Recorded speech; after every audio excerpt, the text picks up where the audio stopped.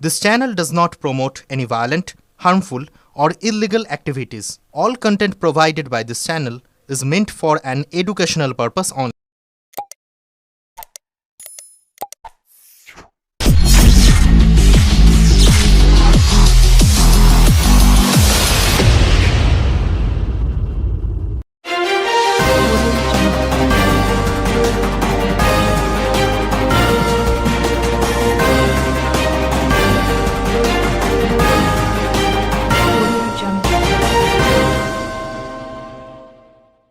শুভেন্দু অধিকারীর কনভয় হামলার প্রতিবাদে হুগলিতে বিজেপির বিক্ষোভ ও জিটি রোড অবরোধ।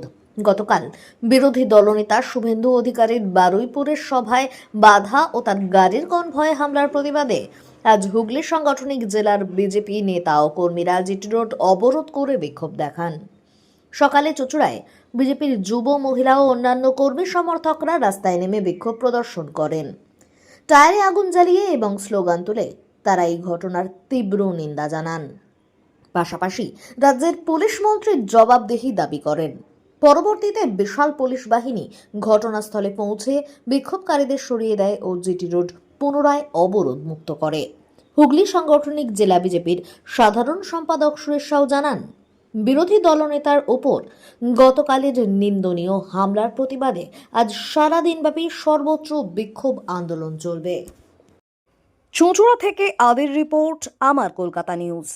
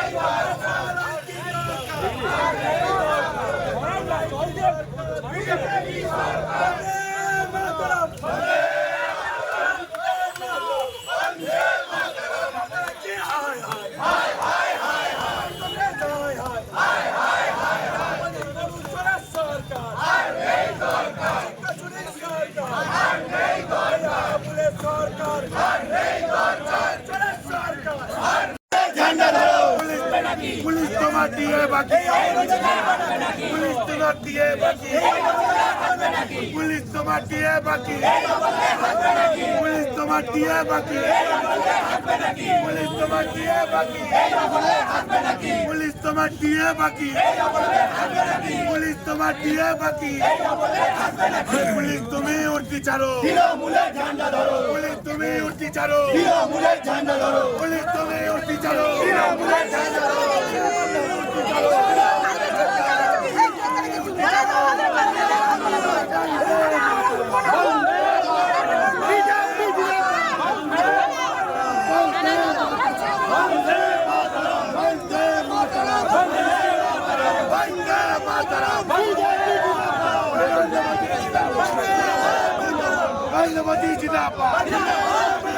পুলিশ তোমার দিয়ে বাকি, পুলিশ তোমার দিয়ে বাকি, পুলিশ তোমার দিয়ে বাকি, পুলিশ তোমার দিয়ে বাকি, পুলিশ তোমার দিয়ে বাকি, পুলিশ তোমার দিয়ে বাকি, পুলিশ তোমার দিয়ে বাকি। বন্দে মাতরম, বন্দে মাতরম, বন্দে মাতরম, নরেন্দ্র মোদী জিন্দাবাদ। গতকাল বারুইপুরে আমাদের বিরোধী দলনেতার কর্মসূচি ছিল, পুলিশ প্রশাসন সব জানতো।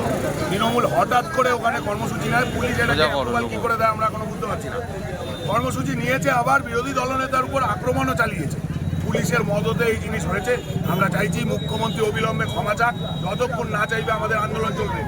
রবীন্দ্রনগরে আটকেছে, আমরা আবার বলাগড়ে উঠবো। আন্দোলন আজকে সারাদিন চলবে, কোনো জায়গা বাদ থাকবে না। হুগলি সাংগঠনিক জেলার সর্বস্তরে এই আজকের দিনে অবরুদ্ধ করে দেবে পুরো হুগলি জেলা। দাদা কালকে কিন্তু বিরোধী দলনেতা একটা অভিযোগ করেছে যে আক্রমণ তার উদ্দেশ্য হয়েছে তারা রোহিঙ্গারা করেছে, কি বলবেন? মুখ্যমন্ত্রী এদেরকেই তো দুধেল গাই বলছে, এদেরকে নিয়েই তো এই পশ্চিমবাংলায় টিকে আছে।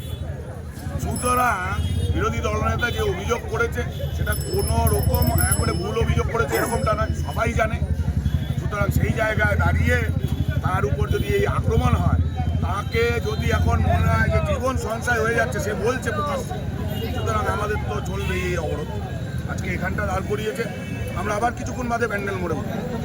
সারা হুগলি সাংগঠনিক জেলা আজকে অবরুদ্ধ করবে।